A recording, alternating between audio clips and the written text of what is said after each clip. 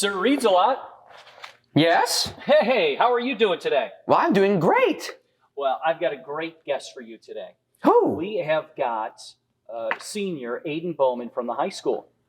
He is involved in many activities, but he's our drum major for the band, and he just recently finished up the cross-country season. Wow! That sounds pretty important. Yes, the drum major is very, very important. He actually leads the band out onto the football field. Wow, well, I too have led some bands of people to the library to read. Well, that's what I would expect from Sir Reads a Lot, that's for sure. Now he leads the band out, and then he has a baton, he throws up the air, and he catches that. Should I try that with my sword? I'm a little fearful that you may catch the wrong end of the sword on that one. Maybe. Perhaps. Well, let's do this. Let's bring Aiden out. Aiden, you want to join us? Hey, how are you guys doing? How are you doing? Sir Reads a Lot. Doing great. How are you? I'm doing pretty good. Well, tell me about yourself and what you're involved in other than being the Mr. Drum Major, sir. Well, other than band, I'm also involved with the cross-country team, basketball team, and track team. And I'm also part of the National Honor Society here at Lakewood. Wow, you sound very important.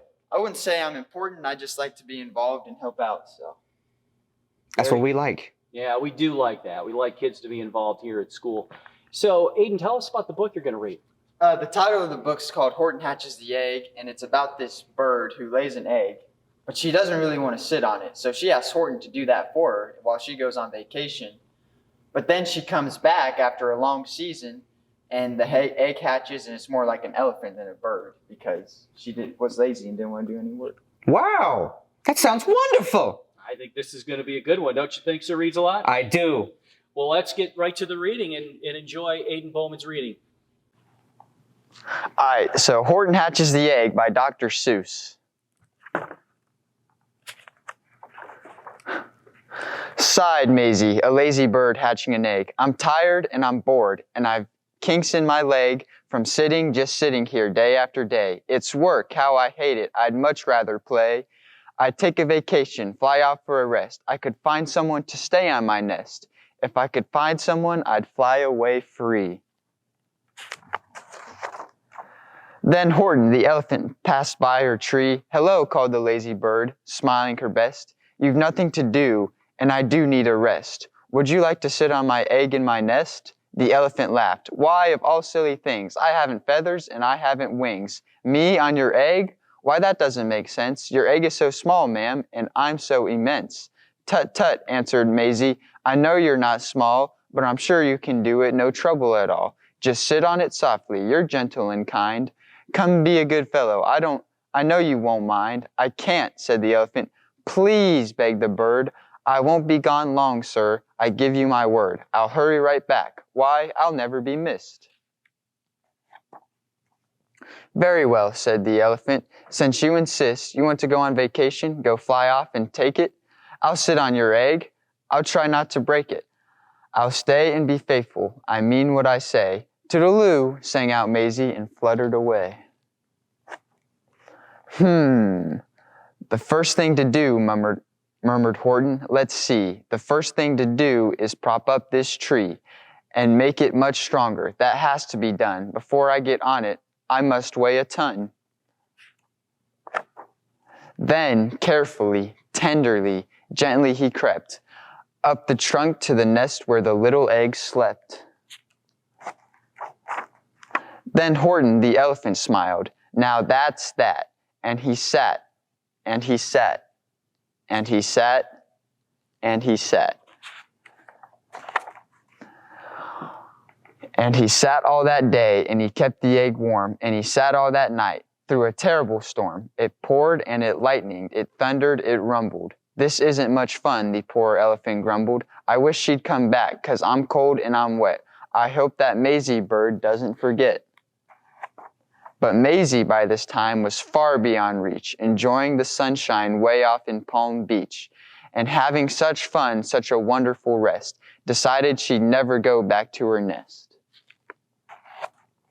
So Horton kept sitting there day after day, and soon it was autumn, the leaves blew away, and then came the winter, the snow and the sleet, and icicles hung from his trunk and his feet.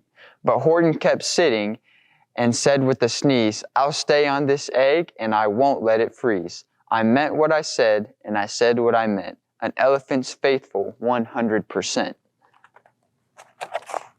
So poor Horton sat there the whole winter through, and then came the springtime with troubles anew. His friends gathered round and they shouted with glee, "Look, Horton the elephant's up in a tree." They taunted, they teased him, they yelled, "How absurd! Old Horton the elephant thinks he's a bird." They laughed and they laughed. Then they all ran away, and Horton was lonely. He wanted to play, but he sat on the egg and continued to say, "I meant what I said, and I said what I meant. An elephant's faithful 100%. No matter what happens, this egg must be tended." But poor Horton's troubles were far, far from ended. For a while Horton sat there, so faithful, so kind. 3 hunters came sneaking up softly behind. He heard the men's footsteps. He turned with a start. 3 rifles were aiming right straight at his heart. Oh boy. Did he run? He did not. Horton stayed on that nest. He held his head high and he threw out his chest. And he looked at the hunters as much as to say, "Shoot if you must, but I won't run away. I meant what I said and I said what I meant. An elephant's faithful 100%. But the men didn't shoot. Much to Horton's surprise, they dropped their 3 guns and they stared with wide eyes. "Look," they all shouted, "can such a thing be? An elephant sitting on top of a tree? It's strange, it's amazing, it's wonderful, new. Don't shoot him, we'll catch him, that's just what we'll do. Let's take him alive, why he's terribly funny. We'll sell him back to a circus for money." And the first thing he knew, they had built a wagon with ropes on the front and polers to drag on. They dug up his tree and they put it inside, with Horton so sad that he practically cried. "We're off," the men shouted, and off they all went, with Horton unhappy 100%. Up out of the jungle, up into the sky, up over the mountains 10,000 feet high, then down, down the mountains and down to the sea, went the cart with the elephant, egg, nest, and tree. Then out of the wagon and onto a ship, out over the ocean, and oh, what a trip! Rolling and tossing and splashed with the spray, and Horton said day after day after day, "I meant what I said, and I said what I meant, but oh, am I seasick 100%. After bobbing around for 2 weeks like a cork, they landed at last in the town of New York. "All ashore," the men shouted, and down with the lurch went Horton the elephant, still on his perch, tied onto a board and could just scarcely hold him. Bump! Horton landed, and then the men sold him. Sold to a circus, then week after week, they showed him to people at 10 cents a peek. They took him to Boston, to Kalamazoo, Chicago, Weehawken and Washington too, to Dayton, Ohio, St. Paul, Minnesota, to Wichita, Kansas, to Drake, North Dakota, and everywhere thousands of folks flocked to see and laugh at the elephant up in a tree. Poor Horton grew sadder and farther he went. But he said, as he sat in the hot, noisy tent, "I meant what I said, and I said what I meant, an elephant's faithful 100%. Then one day, the circus show happened to reach a town way down south, not so far from Palm Beach. And dawdling along way up in the sky, who, of all people, should chance to fly by but that old good-for-nothing bird, Runaway Maisie, still on vacation and still just as lazy.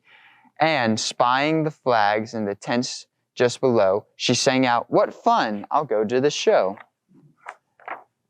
And she swooped from the clouds through an open door. 'Good gracious,' gasped Macy, 'I've seen you before.' Poor Horton looked up with his face white as chalk. He started to speak, but before he could talk, there rang out the noisiest ear-splitting squeaks from the egg that he'd sat on for 51 weeks. A thumping, a bumping, a wild, alive scratching. 'My egg,' shouted Horton. 'My egg, why it's hatching.' But it's mine, screamed the bird when she heard the egg crack. The work was all done, now she wanted it back. It's my egg, she sputtered. You stole it from me. Get off my nest and get out of my tree. Poor Horton backed down with a sad, heavy heart. But at that very instant, the egg burst apart, and out of the pieces of red and white shell from the egg that he'd sat on so long and so well, Horton the elephant saw something whiz. It had ears and a tail and a trunk just like his. And the people came shouting, "What's this all about?" They looked and they stared with their eyes popping out. Then they cheered and they cheered and they cheered more and more. They'd never seen anything like it before. "My goodness, my gracious," they shouted, "my word, it's something brand new. It's an elephant bird. And it should be like that." Because Horton was faithful, he sat and he sat. He meant what he said and he said what he meant. And they sent him home happy 100%.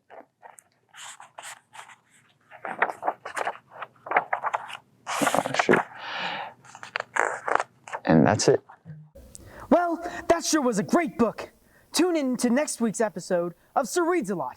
And remember, as always, it's Lancer time.